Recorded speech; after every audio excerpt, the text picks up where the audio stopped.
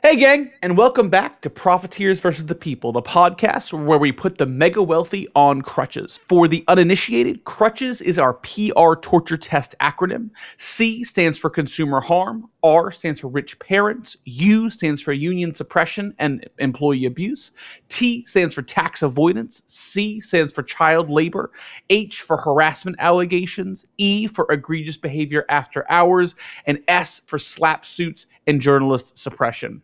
We are both very happy to be back after our Yuletide break. We missed you all. And let me tell you, Money Mike, I missed you too, man. I fucking missed you. Rad Bill, I missed you. I did. Rad Bill and I have a kind of a tradition where he stays over my house every Wednesday night. Or most Wednesday nights. And we just have a laid back evening. We don't even really talk about the podcast. We just watch movies and hang out. And for the past, however many Wednesdays it's been that the holidays have interrupted our tradition, my wife has been like, is Rad Bill coming? Is Rad Bill coming this Wednesday? I miss Rad Bill. Aww. And the sentiment is so shared. We miss our Rad Bill. I miss you guys too. Yeah, I'm excited for some normalcy again. I really like our little routine. Yeah, we have a good one. We have a good one. And speaking of routine, we are going to be very excited to get back into our regular episode cadence. I know that it has been a little while since we put any content out.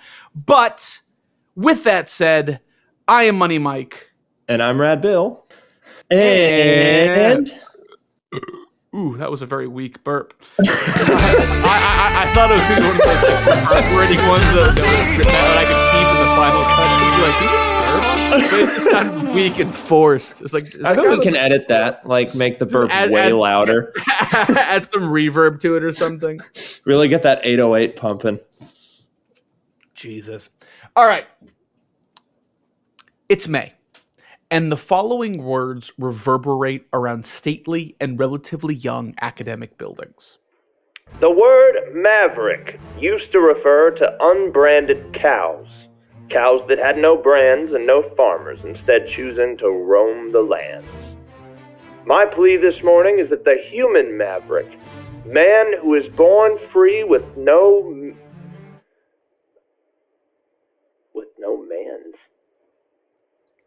Okay. Oh, I see it.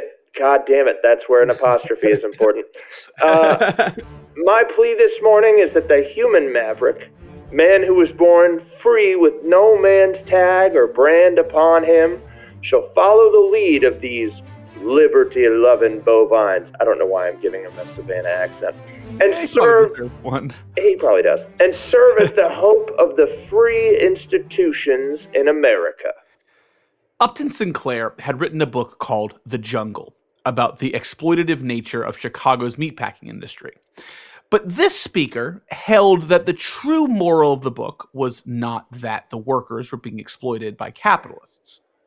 The moral is found in the danger to free institutions of the presence of hordes of people who are not and cannot be free, who crowd the slums of great cities, who cannot take care of their own rights. Despite what it may seem, capitalists of that day in 1907 were, surprise, surprise, the real victims. They were getting railroaded by these damn nine-fingered and one-eyed laborers, and the author who wrote about them for treating these workers exactly how they ought to be treated. Whole races of men were born to be exploited, but woe unto the nation that exploits them. The fish scientist giving the speech, David Starr Jordan, was a eugenicist, to the surprise of absolutely no one. His audience was the graduating class of 1907 at Leland Stanford Junior University. In the eyes of the fish scientist, he was officiating a welcome ceremony, quote, a new aristocracy of brains. This was, in his words, the final purpose of democracy. Yeah. He urged these budding aristocrats to operate free of government interference or regulation and preserve America as a bastion for individual freedom, especially the freedom from high taxes, and to look after the rights of the taxpayer in California especially.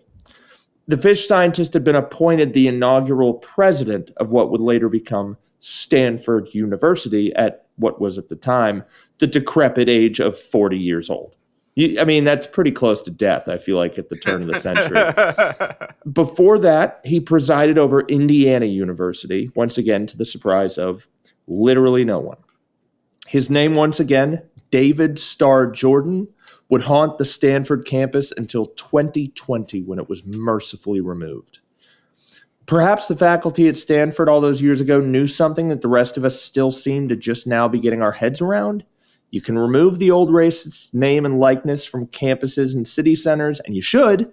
Shame on the Stanford faculty for waiting 113 years, and shame on the students for not taking matters into their own hands, frankly. But this most appropriate cleansing will not do away with that fishy old eugenicist's legacy. And for the last century and change, Jordan's legacy has been hard at work.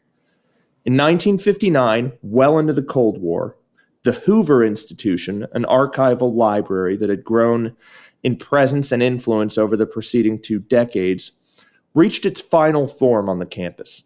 Housed in the campus's landmark 285-foot tower, the operation adopted the new name, the Hoover Institute, and expanded its mission from its original purpose of archiving World War I artifacts to combating communism, socialism, economic materialism, and atheism, all core tenets of Karl Marx's teachings. Yes, this is that Hoover Institute. I didn't know that was on Stanford's campus, actually. I didn't either. So much of this episode has been learning for me. And boy, howdy, did I not associate Stanford University with that much eugenicism. Yeah, right? So, the Institute's executive director, W. Glenn Campbell, would go on to advise Barry Goldwater, who we've talked about on this podcast before, see our series on America's disastrous political journey for more, and his 1964 presidential campaign. In 1974, Campbell named Ronald Reagan an honorary fellow, and as thanks, when Reagan took office, he loaded his cabinet with Hoover Institute alums. Martin Anderson of the Hoover Institute wrote the economic policy that would come to undergird Reaganomics as a whole. Everyone boo this man. Yeah, what the fuck, dude? You are on a college campus. What is the matter with you? Boo! Yes. For sure. The student body at Stanford in the mid-'80s had a strong left-leaning presence, as does any student body. But plenty were right-leaning. And to say that the faculty were Republican is kind of putting the cart before the horse. The faculty at Stanford around that time made the modern Republican Party. They basically wrote Reagan's economic philosophy. Reagan credited the college accordingly at a White House reception for the group, saying the college built the knowledge base required for the changes he was enacting in Washington. It was halfway through Reagan's presidency that Peter Thiel first enrolled at the school. What's so interesting is lots of voices or talking heads really think of universities, especially a university in California, as these bastions of liberalism. Yeah. Which, when we were first talking about this, I was so surprised that some of the most right-leaning political thought of the mid-20th century came from Stanford fucking University. Yeah, perceptively liberal stronghold. Yeah. Yeah. I don't want to frame that as this us versus them, good versus evil thing. I think it just goes to show that nuance is always important. Yeah. Forming, preconceived notions about where certain ideologies come from is just faulty by and large. You're almost always wrong. You're not almost always wrong, but you're usually wrong when it actually fucking matters. Well said. Yeah. Our main source, The Contrarian, which it's called The Contrarian, Peter Thiel, and Silicon Valley's Pursuit of Power, really juxtaposes Peter Thiel's rise along with Silicon Valley's influence on the right side of the political aisle in the US. And I was fascinated by this, but it makes sense. We're going to go into this sort of in parallel as we talk about Peter Thiel's journey, how San Francisco, Silicon Valley, really where that area got its start was as a bastion of military industrialism. We'll dive into that as we go. So yeah, Peter enrolled at Stanford halfway through Reagan's presidency. And, when it came to political principles, Thiel really didn't need any convincing. The boy was the product of extremely devout, extremely conservative parents, and it showed. His father was an engineer who made a pretty healthy living as a developer of open pit mines of all sorts all over the world, sometimes for controversial clients. When Peter was 9, his father finished up the master's degree required for this line of work, and before long, Klaus Thiel, his wife, and their 2 kids, Peter and the other one, were leaving Cleveland, Ohio, and were headed for modern-day Namibia, in what was then apartheid South Africa.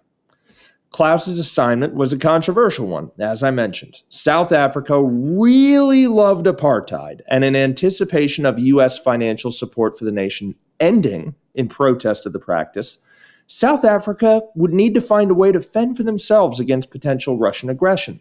Hence, nuclear weapons, hence uranium, hence Klaus's being tasked with helping to build a uranium mine. Oh boy. Oh boy, is right. How Chernobyl of you, Klaus. I know. How weirdly anti-American of you, Mr. Thiel. Now, uranium is a scary concept, but lucky for Klaus, heavy lifting and radiation exposure would be of no concern.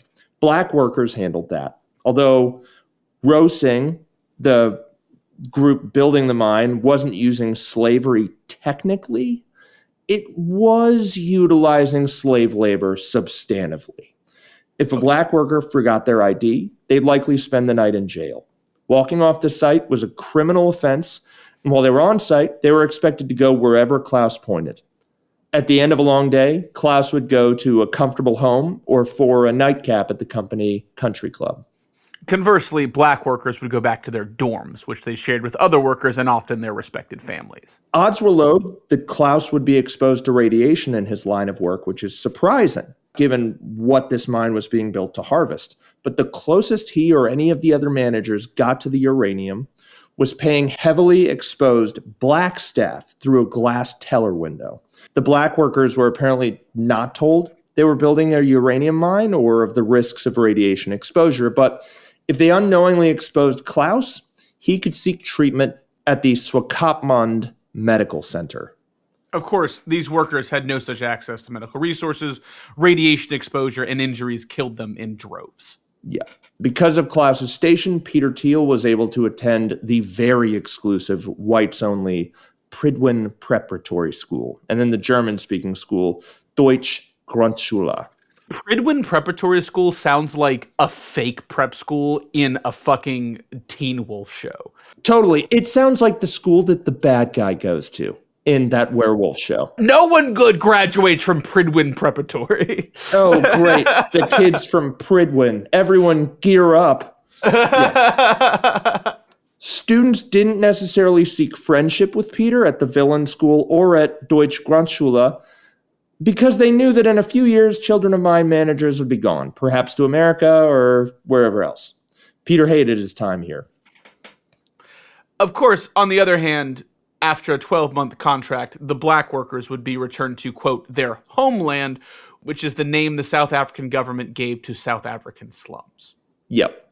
You'd work these contracts in horribly radioactive places and then be shot back to slums. Did you ever find any data on like how many workers died as a result of working in these mines?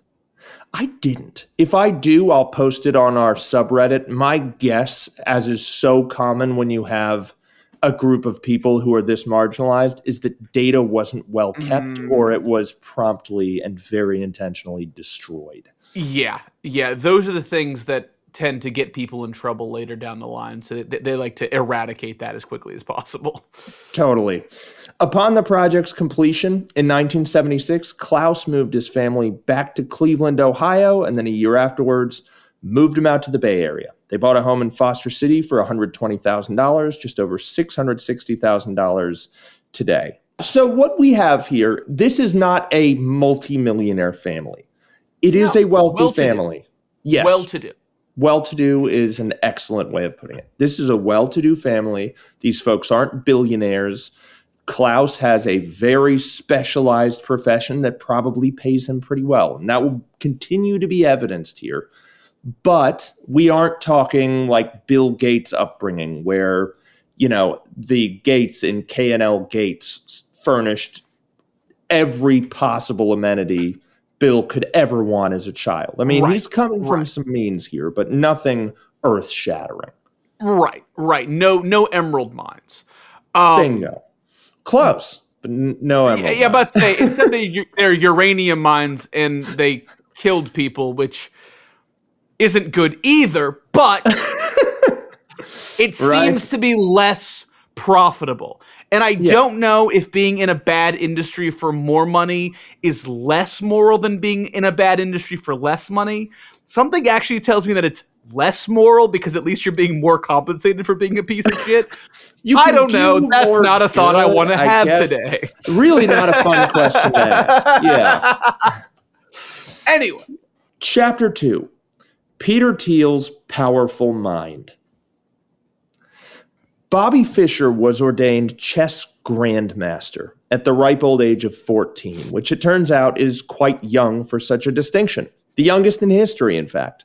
And though he would eventually lose his mind and be declared an enemy of our once prosperous nation, in 1972, he captured the imagination of a generation of young American nerds, weaponizing his ability to think up to 28 moves ahead to capture the championship title from the Ruskies, who had maintained it for 3 decades. Among these inspired young nerds was Peter Thiel. Before entering high school, he had attended chess tournaments and was, for a time, regarded as being among the best tween chess players in the nation. At 14, he revealed to his high school peers this great obsession of his by joining the sizable San Mateo High School Chess Club. The school team maintained a leaderboard of the top 30 players on which Thiel maintained the number 1 spot for his entire 4-year stint at the high school. Now, I think this characterizes Peter's transcript of high school extracurriculars pretty well, actually. Where other nerds hid and tried their hand at warming benches, Peter stood proud. He claimed to have memorized the entire Lord of the Rings trilogy, which I think is among his very most bold claims around this time, and was best on the math team. He was in the aerospace club, the German and Latin clubs, the science club, the Model UN, the executive council. He was a national merit scholar with a near perfect score on his SAT, and he was voted most likely to succeed. All of this tangible academic achievement, unsurprisingly, got him accepted to Stanford at a time when Stanford was rated above Harvard, Yale, and Princeton. But a big reason this dedication to overt academic achievement and studiousness was rare among the children of Peter's generation was the lead paint-fueled bully problem of that era. Yeah, people really seem to forget. And this is something that I feel like I saw change in real time. And it's so cool that it did. Yeah. Because I was definitely one of those nerds who was very unsuccessfully trying to hide my nerdiness. Absolutely. Mm-hmm. I was terrified that people might find out. They knew, but I was still terrified. I thought I was hiding it pretty well. I very obviously was not. Yeah, I was like, if I do drugs, then I'll be cool and not a nerd. And people were like, you're just a nerd with bad grades, which is way worse. You're a dumb nerd. Look at that dumb nerd in the woods smoking weed out of a soda can. Oh, God. I feel so seen. But like, this is a weird plug, but like, I saw the movie 21 Jump Street, and that movie was kind of challenging this whole classic jock versus nerd dichotomy. And like this whole idea that nerds could be cool, I think, at least from what my much younger peers relay to me, seems to be kind of what's been accepted by common culture. Yeah. Like now it's cool to be into Dungeons and Dragons, and it's cool to be successful and do well at school. But that is pretty new. There was a time not that long ago, and it was way worse when Peter Thiel was growing up, when like doing objectively well at things made you at a higher risk of physical assault. Oh, dude, 50s bullies murdered people. Yeah. Like, that's what we're working backwards from. And it was not an overnight thing. Like, our bullies have gradually gotten weaker, but like the bullies of the 60s, 70s, and 80s, those were scary motherfuckers, man. They robbed and sexually assaulted you. Yeah. They were monsters. And this kid's walking around saying, I memorized the entire Lord of the Rings trilogy. Which is, it's pretty badass. I mean, frankly, you kind of got to give it to him. Yeah. If this is true and it's not hyped up by the propaganda machine of Peter Thiel, he'll get a little bit of my admiration. A little bit, not too much. Young Peter Thiel gets a dollop of respect from me on this one. He is walking around like a nice, warm roast to all of these carnivorous, monstrous high school bullies. And for his overt nerdiness, Peter had run-ins with bullies all the time, unsurprisingly. But today, many of his bullies fear that rather than getting bulked up and beating their asses, and Peter has indeed bulked up, Peter will just have them killed, which is like hilarious as comeuppance. It's the most like supervillain arc that you could possibly imagine. Dude, just like imagine being the guy who bullied Goldfinger or something, where it's like, yeah, I felt cool back then. I rolled my cigarettes into my sleeve, but most days now I draw the blinds and sleep and hide. And look to the sky for the laser satellite that will eventually burn my house to a crisp. Right. Yeah, of all of the profiteers that we've talked about, Peter Thiel at this point definitely has the most Bond villain energy. Totally. And frankly, like, let's juxtapose the two apartheid guys we have. Peter Thiel and Elon Musk. Elon Musk's family got dazzlingly wealthy, peddling emeralds, among a bunch of real estate and all this other shit. But like the big staple of his legacy for people who aren't terribly fond of him, that group is growing, is these stupid, shiny blood gems. And Peter Thiel's family's living came from a uranium mine that was built to preserve and maintain apartheid South Africa. So much more devious, so much more evil. It's Bond villain from the jump. Yeah, because in so many ways, Peter Thiel is who Elon Musk thinks that he is. Now, make no mistake about it. Although the resources of Peter's family surely afforded him access to whatever support he needed to hit the academic marks required for acceptance into a school like Stanford, Peter's intellect did as much lifting as a person's intellect can. Academically, Peter Thiel is kind of a fucking genius, and he's always been completely humorless about that. He's like who Ben Shapiro thinks that he is. Yep. And where many, I think, take a victory lap when they get into Stanford or Harvard or wherever else to drink and party, Peter Thiel had a really pragmatic approach. He wanted to learn. He didn't want a piece of paper with a recognizable name on it after 4 years. He wanted to learn something that he didn't know. And seemingly, he was willing to kind of do whatever he had to do to make that happen. Yeah. Period. End of story. To this end, Stanford was a giant disappointment. He came to Stanford to become Megamind, and what he expected to find as a shrewd and scholarly environment, he instead found a student body saturated with hot, horny youngsters who wanted to drink, smoke, and party. Tough, man. Yeah, sucks, bro. Turns out a lot of rich kids get into Stanford too. Sorry, buddy. Yeah. But to cope, he left the dorm each day at 8 a.m. and wouldn't return until the library closed. when the weekends rolled around, he'd just go back to Foster City and stay with his parents. Now, a big question. His autism spectrum disorder comes into play a lot in our main source, The Contrarian. The question arises, is there social ineptitude here? If there is, I don't think we'll ever know about it. What Peter Thiel is exhibiting here, I'd be more inclined to call social abstinence. I might be bad at this thing, so I'm not going to touch it. It's the reason I don't play basketball. I don't even know if I'd be any good at basketball, but I'm not going to make an ass of myself checking it out.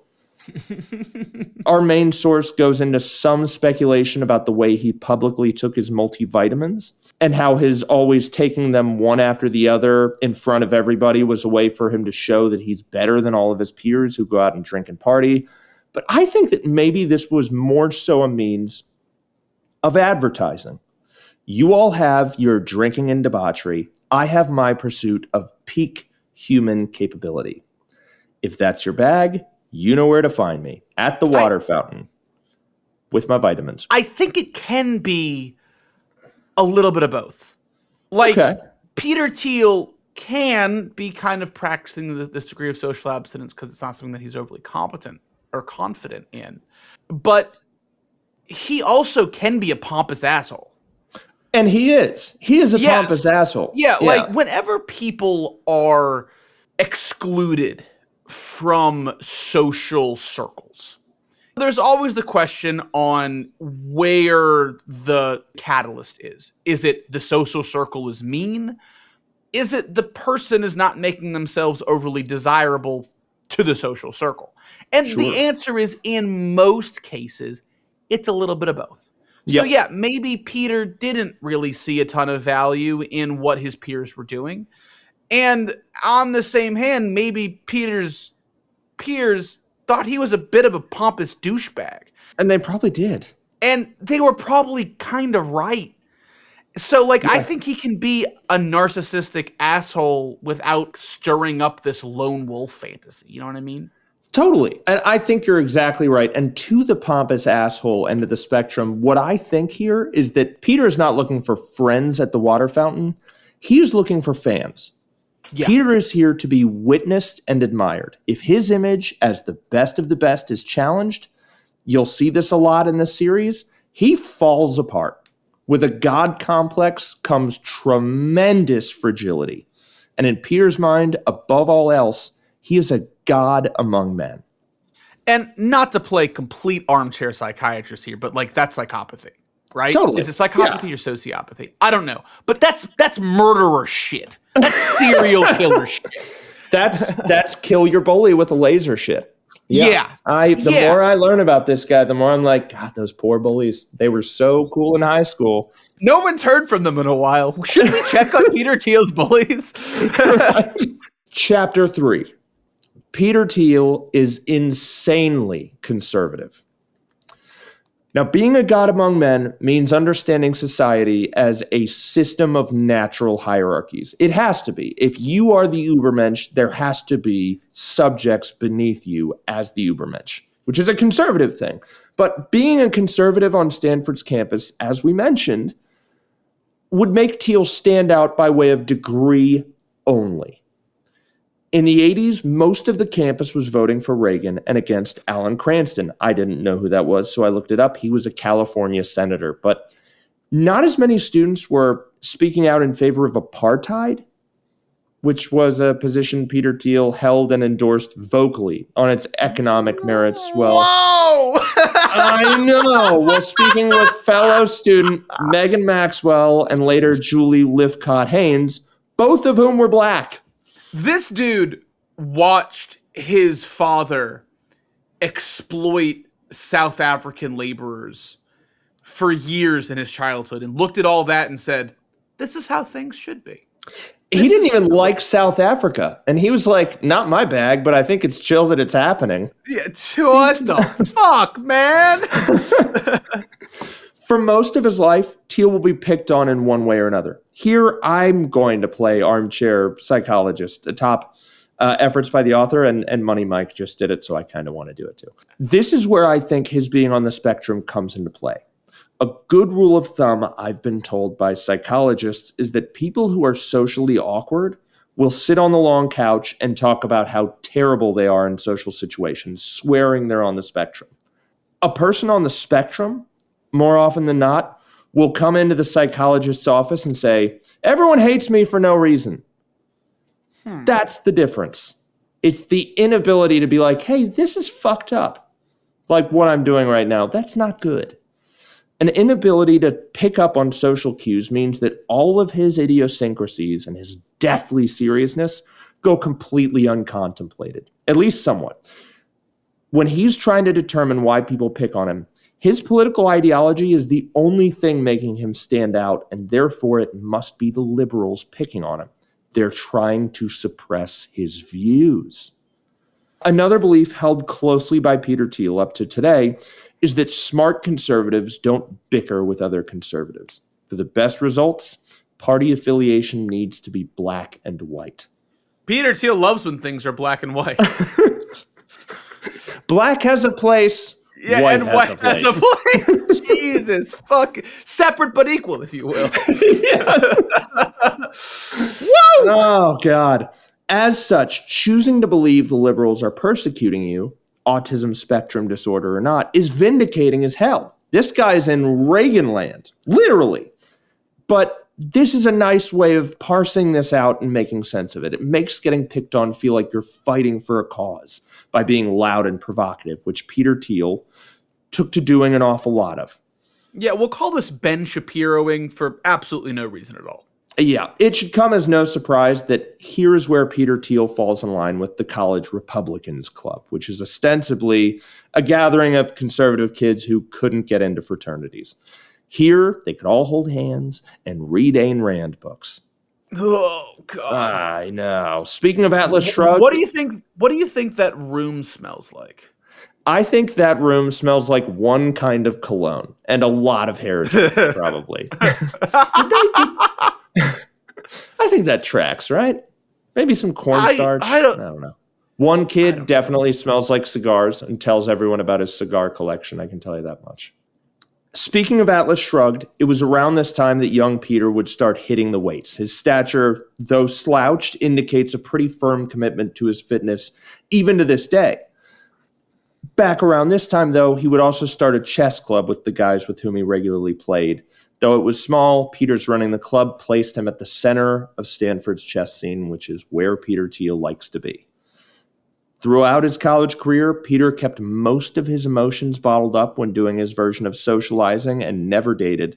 But during his junior year, he finally found an emotional outlet when he and Norman Book established the Stanford Review. Yeah, although Peter considered himself high-minded, as you might have noticed, hanging out and debating Reid Hoffman and dipping his toes in theories of technology-based immortality, his emotional outlet, which was modeled off of Dinesh D'Souza's Dartmouth Review, was stupid conservative nonsense, actually. It's bullshit tabloid stuff. It's the stuff you're seeing out of X.com now. Yeah, it is cringe college kid conservatism. It's all of the kids freshman year who told you that they were a libertarian when they didn't really know what that meant. Yes, that's exactly what this is. And I like saying this. It's a rhyme that I made up, and I think it carries pretty well. Different smarts for different arts. Peter Thiel academically is brilliant. There's no denying that shit. He's brilliant.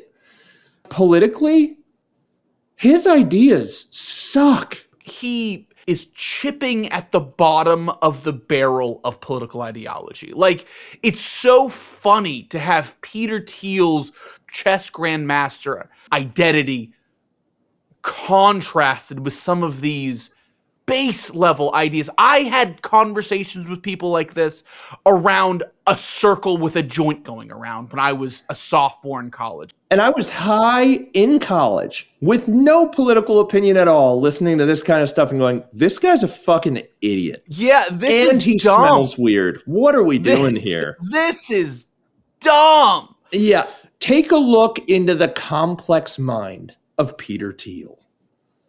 The problem isn't homophobia, it's Phobia. The fear of being labeled a homophobe. Bask in the magnificent glory of Thiel's incredible intellect. The dean of students is part of a liberal sleeper cell intent on destroying Western society, starting with Stanford's Western civilization curriculum. Now, this is funny, liberal sleeper cell, that just as an aside. What is that? All liberals do is fucking read about theory shit. That's a big problem of liberals, I feel like. Sleeper cell? What are we sleeping from? What are liberals sleeping on? They're both a liberal sleeper cell in a college that is too liberal. Yeah. Well, then why is it a sleeper cell if everyone around them agrees with them? Yeah, what's going on? Which is it? Make a fucking choice, Peter.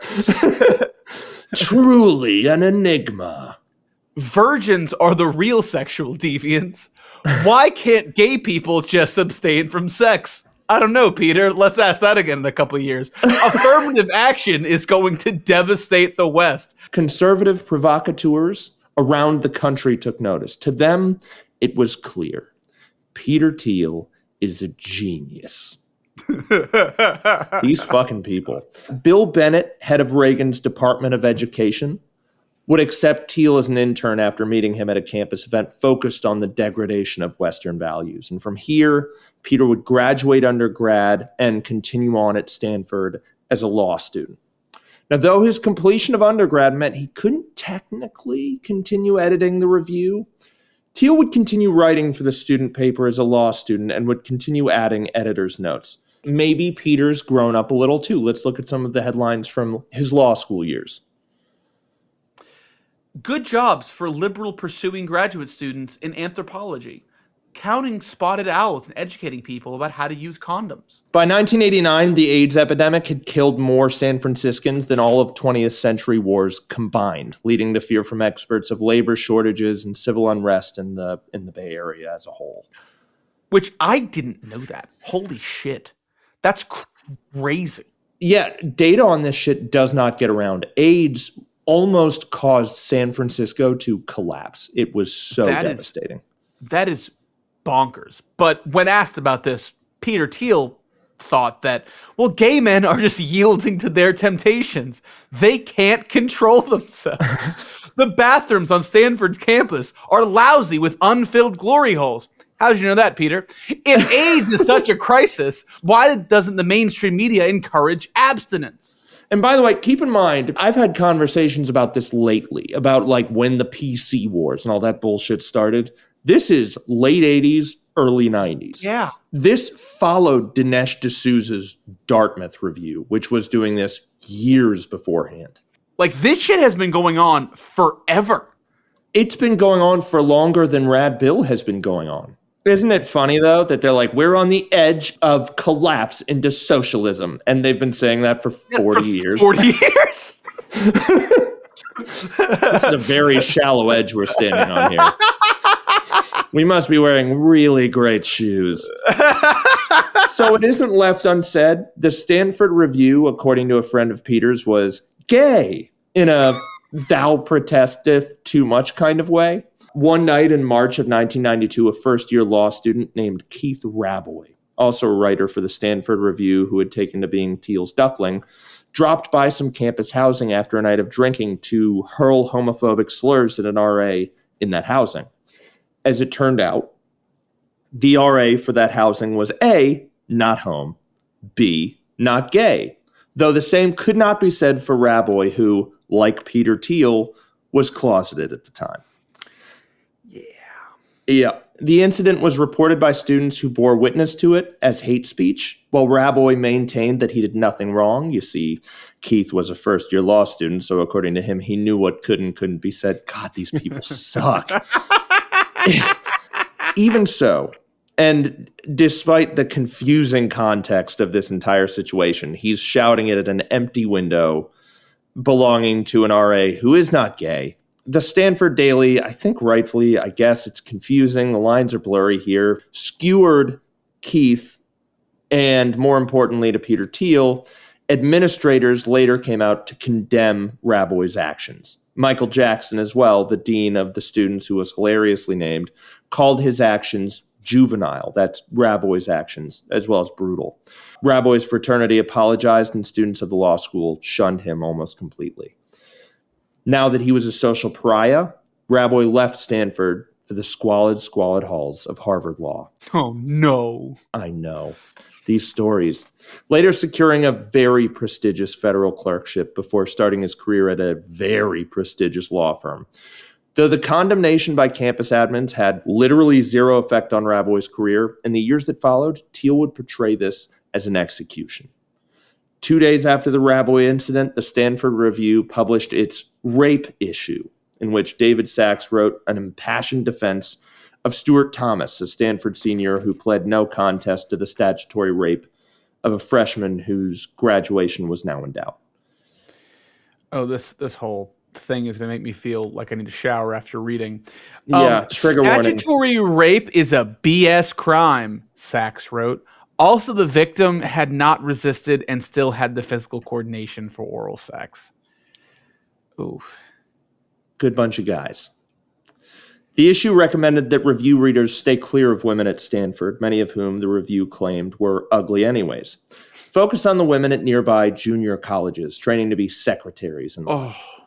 I know, yeah. It's God. Really, it graduates from being funny in a pathetic way to being sickening and dangerous almost. Yeah. Though Peter seemed wholly convinced that these writings were conducive to a seat on the Supreme Court, which was his ultimate goal at the time, today, archived issues of the Stanford Review have been stolen away from public view. Though you can find anything archived in any of the other papers, to read archived copies of the Stanford Review from around this time, you have to request access long ahead of time. Go to Stanford's archives in person, sign an agreement stating that you won't make copies of the material before you're just left to dig through unorganized boxes of the old issues. That sounds a little suppression-y. Yeah, right? People don't really want you to see this stuff, do they? Sounds like they were really angry, and maybe now they kind of regret saying all those shitty things. Anyways, chapter 4.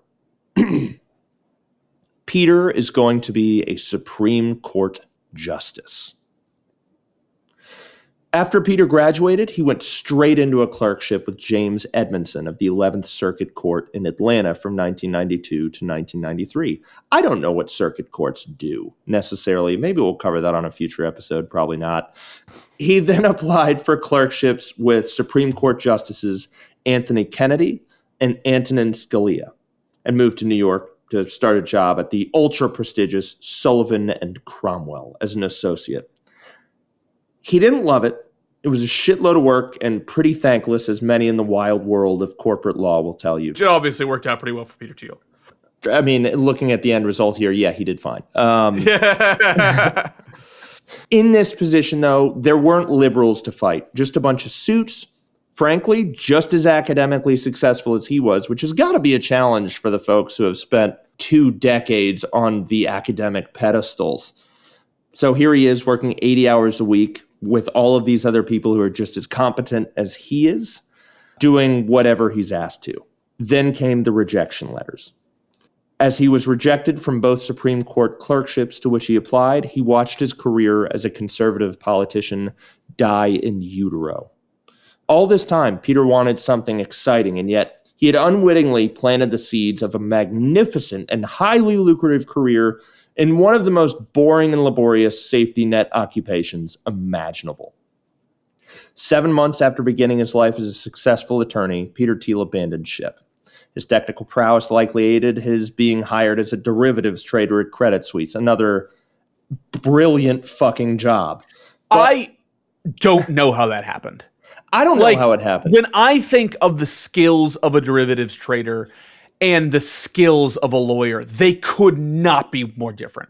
Derivatives trading is quantitative and, well, maybe if you're a trader, you're cutting deals, but still, I don't know how that happened.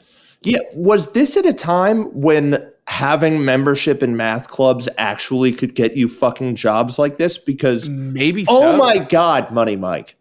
We missed the goddamn boat, man. Oh, dude. We were both being bullied for being in math club, and math club also didn't matter. Math club was only getting us beat up. It had no exit opportunities at all. I didn't even finish up being that good at math. I still am not that good at math. But anyway. Me neither. Yeah. Also, the $100,000 he was taking home as a derivatives trader at this time in New York City just didn't go that far. Not even back then, when $100,000 was a lot more money. In his mind, though, a plan was developing. He'd quit the golden egg job at Credit Suisse, go back to the Bay Area, release the book about his time at Stanford and the horrific persecution of Keith Rabois, and it would blow people's minds. Then he would start a hedge fund. It should be noted here that Rabois was, at this point, extremely successful. He was a very successful young attorney, completely unaffected by the campus's condemnation of his stunt. By all accounts, much more successful than Peter Thiel at this point. Much more successful. He was just fucking killing it. Yeah. Nonetheless, Peter pressed forward and moved back in with his parents. Keith's horrifying story had to be told. He thanked Keith in the acknowledgement section, declaring him one of the victims of multiculturalism, interviewed for the book, which was titled The Diversity Myth, Multiculturalism and Political Intolerance on Campus. Jesus. These people are such pussies, dude. Dude, what the fuck? My God. I don't like it when people don't look like me. The book was published in 1995 by the Independent Institute, which was a conservative Bay Area think tank, of which Thiel was a fellow. It was every bit as homophobic as one might expect, but also pretty iffy on the topic of women. Unsurprising. The book blamed liberal overreach on sexual assault, trigger warning, I'm sorry, for redefining seduction as rape and ruining the romantic prospects of young people on the campus. Oh, yeah. God. I know. When verbal... It goes so quickly from, oh, these guys are such morons, to, oh, no. This is an atrocity. Bad. This is terrible. Yeah, dude. Yeah, anyway. And I'll quote here. When verbal pressure means coercion and coercion means rape, the number of rapes will become as large as the number of seductions that are regretted. Thiel and Sachs apologized for that specific segment in 2016, but would later claim that this apology was just for show. At the time of the book's release, Thiel took the opportunity to leverage his quasi-fame into an unbearably pathetic rendition of CNN's Crossfire, which he and Reid Hoffman aired on Bay Area public access. For those that don't know, Crossfire was a dumb and terrible show on CNN that Jon Stewart mercifully killed. Now, this book garnered a lot of praise for Peter Thiel from right-wing pundits, but he has a big problem here. Chapter 5. No one gives a shit about political correctness anymore. Yeah, this is the funny thing about this, is that it kind of comes and goes, and usually after these fucking people notch some significant wins, they're kind of hung out to dry. In Peter Thiel's mind, his book seemingly represented a magnificent surprise attack on the overzealous liberals he had grown to so passionately despise, and to Dinesh D'Souza, Rene Girard, and Willie Crystal of the Weekly Standard and all the other pundits, it probably looked about the same, but seemingly unbeknownst to Peter, by the time his ambush was deployed, the war had been over for 3 years. His side had won and left him and all his provocateur buddies marooned on some fucking beach somewhere. His peers applauded his efforts, but they were just as clueless as he was. Bill Clinton had taken the White House years before and effectively disavowed the parts of his party which were advocating for boycotts and social justice. Peter was firing his pistol at the sky, and to those he sought to hurt, even the sting of defeat had long been forgotten. His next move was starting a global macro hedge fund. He would spend a year trying to scrape together a hedge fund by calling anyone he could find to build up funds, friends, family, friends of friends, family of family, and so on. All the while, he lived in a shoebox apartment with his other law clerk and an assistant. Now, this effort would ultimately fail. His work in hedge funds is riveting for this reason. His focus, his brain, all of his capabilities just seem to sabotage his efforts. They lead him to failure over and over again. And there will be more on this in future episodes, so we're not going to cover it a whole bunch here. Just wait for episode 2 and 3 on Peter Thiel. Everyone is focusing on the incredible returns at this time being generated over Peter's shoulder. He's in the Bay Area, like betting on currency fluctuations. And over his shoulder, tech is giving people, multiples by way of returns. So next, Peter Thiel goes out to look for tech startups he can invest in instead. And this is where he meets Max Levchin. And that's where we'll pick up next time. We will catch you on the next one. And this is where it gets a lot more interesting. Elon Musk enters in the next episode, and he's going to be lingering for the remainder of the series. Yeah, the crossover that you never wanted. Thanks so much for listening. Don't forget to like, comment, and subscribe. Check out our subreddit. Email us at all the shit. It's down there in our fucking episode description stuff. We love you all. And goodbye.